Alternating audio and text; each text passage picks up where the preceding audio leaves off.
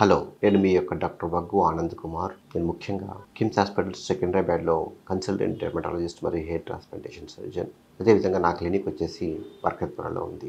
So ఇంతకుముందు వీడియోలో psoriasis గురించి ఎందుకు వస్తుంది అనే ఒక విషయం మనం మాట్లాడుకున్నాం. అయితే సొరియాసిస్కి ఉన్నటువంటి ట్రీట్మెంట్లు ఏంటి, చికిత్సా విధానాలు ఏంటి? ఈ యొక్క సొరియాసిస్ అనేటువంటిది ఈ యొక్క శీతాకాలం లోపల అధికమైనటువంటి అవకాశాలు చాలా అధికంగా ఉంటాయి కనుక సొరియాసిస్ వ్యాధిగ్రస్తులు ఈ యొక్క శీతాకాలం వచ్చినప్పుడు ఎట్టి పరిస్థితుల్లో కంగారు పడకండి.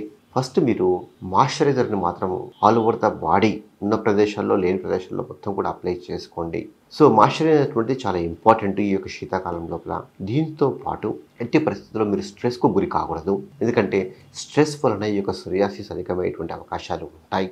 దానితో పాటు మీరు వాడుకునేటువంటి మెడికేషన్స్ కూడా మీరు కొన్నిసార్లు చెక్ చేసుకోవాలి. అంటే మీరు బీపీకి వాడేటువంటి మెడిసిన్స్లో ముఖ్యంగా బీటా బ్లాకర్స్, అటెన్లాల్ కానీ ప్రొప్రానాల్ టాబ్లెట్లు ఉంటే వాటి వలన కొన్నిసార్లు సొరియాసిస్ పెరిగేటువంటి అవకాశాలు ఉంటాయి.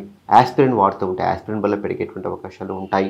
సో అలా మీరు వాడుకునేటువంటి మెడికేషన్స్ కూడా మీరు చెక్ చేసుకోవాలి. ఉంటే వాటిని మీ యొక్క డాక్టర్ గారిని సంప్రదించేసి ఆ యొక్క మెడికేషన్స్ అవసరమైతే వాళ్ళు మార్చగలిగితే ఆ యొక్క వేరే మెడిసిన్స్కి చేంజ్ చేసుకోవడం మంచిది. సో స్ట్రెస్ గురి కాకుండా మెడికేషన్స్ విషయంలో జాగ్రత్తగా ఉండి మీరు తీసుకునేటువంటి ఆహారం లోపల ముఖ్యంగా రెడ్ మీట్ అనేటువంటిది తక్కువగా తీసుకోవాలి. ఈ యొక్క రెడ్ మీట్ వలన ముఖ్యంగా మాంసం, ఈ యొక్క మాంసం లోపల chicken is fish is fine, but ఈ యొక్క రెడ్ మీట్ ఉన్నటువంటి మాంసం లోపల తీసుకునే చేత సొరియాసిస్ పెరిగేటువంటి అవకాశం ఉంటుంది. తర్వాత గ్లూటెన్ కంటైనర్ ఒక ఫుడ్ ముఖ్యంగా చెప్పాలంటే ఇక బార్లీ కావచ్చు, తర్వాత వీట్ కావచ్చు, దీనిలో గ్లూటెన్ అధికంగా ఉంటుంది. ఆ గ్లూటెన్ ఫ్రీ డైట్ కూడా తీసుకుంటే మంచిది. సో ఈ యొక్క కొన్ని జనరల్ మెజర్స్ తీసుకోవడం చేత దాంతోపాటు మీరు వాడుకునేటువంటి సబ్బులో కూడా మాయిశ్చరైజింగ్ కంటైనింగ్ అయినటువంటి సోప్స్ కానీ లిక్విడ్ సోప్స్ వాడితే ఇంకా మంచిది. కొన్ని యొక్క స్కిన్కి ఇరిటేట్ అయ్యేటువంటి కొన్ని యొక్క కెమికల్స్ని అవాయిడ్ చేస్తే చాలా మంచిది. సో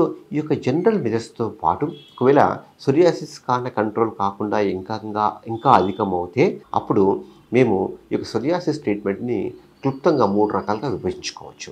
ఒకటి ఏంటంటే పూత మందులు ఒకటి, రెండోది అది కాకుండా మనము ఫోటోథెరపీ అంటూ ఉంటామన్నమాట. ఇది సేఫ్ ట్రీట్మెంట్ ఫోటోథెరపీ ఒకటి. ఇంకా మూడోది వచ్చేసి ఏంటంటే మెడికేషన్స్. ఈ యొక్క మెడికేషన్స్ లోపల మళ్ళీ ఓరల్ ట్యాబ్లెట్లు కావచ్చు, లేదనుకుంటే ఇంజెక్షన్స్ ఫామ్ కావచ్చు. అయితే పూత మందులో వచ్చినప్పుడు ఈ యొక్క సొరియాసిస్ ఉన్న ఎక్కడ ఉంది, ఎంత పరిమాణంలో ఉంది, ఈ యొక్క లొకేషన్ బాడీ యొక్క సైట్ ఎక్కడ ఉంది, స్కాల్ప్లో ఉందా, హ్యాండ్స్కి ఉందా, తర్వాత చెస్ట్ పైన ఉందా, లోవర్ బ్యాక్లో ఉందా, తర్వాత గజ్జల్లో ఉందా, చంకల్లో ఉందా, వాటి ఆధారంగా వాటి చూసుకొని టాపికల్ స్టెరాయిడ్స్ కావచ్చు, టాపికల్ క్యాల్సిపోట్రయాల్ కావచ్చు, తర్వాత టాక్రోలిమస్, ఫెమిక్రోలిమస్, తర్వాత టొఫాసిటినిబ్ క్రీమ్ కావచ్చు. ఈ క్రీమ్స్ అనేటువంటిది మేము వాడుతూ ఉంటాం అన్నమాట. సో అంటే మీ యొక్క సైట్ బట్టి, సొరియాసిస్ యొక్క థిక్నెస్ బట్టి అన్నిటి మీద కూడా ఇవి డిపెండ్ అవుతూ ఉంటాయి. తర్వాత వీటితో పాటు మాయిశ్చరైజర్స్ కంపల్సరీ. తర్వాత సెకండ్ విషయానికి వస్తే ఫోటోథెరపీ అంటూ ఉంటాం. ఇది నారో బ్యాండ్ యూవీ ఫోటోథెరపీ అని ఉంటుంది. రెండోది వచ్చేసి ఎగ్జిమర్ లేజర్ అని ఉంటుంది. ఇప్పుడు చిన్న స్మాల్ ఏరియాలో ఉన్నప్పుడు మాత్రము ఎగ్జిమర్ లేజర్ చేస్తూ ఉంటాం. అదే మొత్తం ఆల్ ఓవర్ ద బాడీలో ఉన్నప్పుడు మాత్రము నారో బ్యాండ్ యూవీ ఫోటోథెరపీ అనేటువంటిది చేస్తూ ఉంటాం.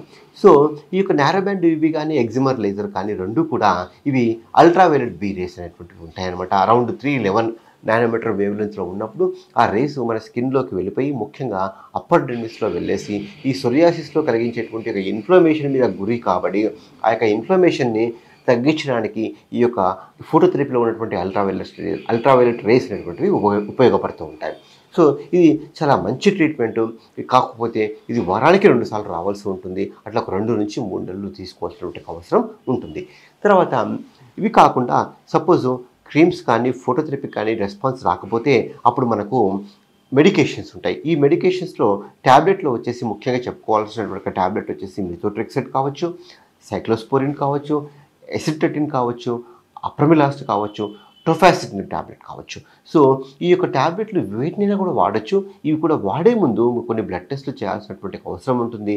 మీ యొక్క లివర్ ఎలా ఉంది, కిడ్నీ ఎలా ఉంది, బ్లడ్లో బ్లడ్ కణాలు అంటే ముఖ్యంగా వైట్ బ్లడ్ సెల్స్ కానీ, ప్లేట్లెట్లు కానీ, ఆర్బీసీ రెడ్ బ్లడ్ సెల్స్ కానీ ఎలా ఉన్నాయి, తర్వాత మీ యొక్క లిపిడ్ ప్రొఫైల్, కొలెస్ట్రాల్ ఎట్లా ఉంది, ట్రైగ్లిజరైడ్స్ ఎలా ఉంది, తర్వాత మళ్ళీ మీరు ఏమైనా మెడికేషన్స్ వాడుతూ ఉన్నారా, వాటన్నిటినీ కూడా చూసుకున్న తర్వాత మీకు ఏ ట్యాబ్లెట్ సెట్ అవుతుందో చూసుకొని ఆ ట్యాబ్లెట్లు మేము ప్రిస్క్రైబ్ చేయడం జరుగుతూ ఉంటుంది అనమాట.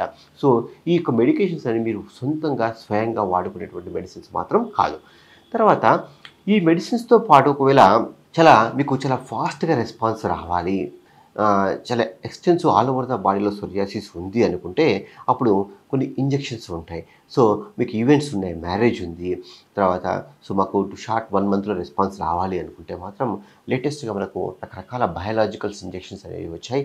చాలామంది ఈ ఇంజెక్షన్స్ అంటే భయపడుతూ ఉంటారు, కానీ ఇంజెక్షన్స్ చాలా సేఫ్ ఇంజెక్షన్సే.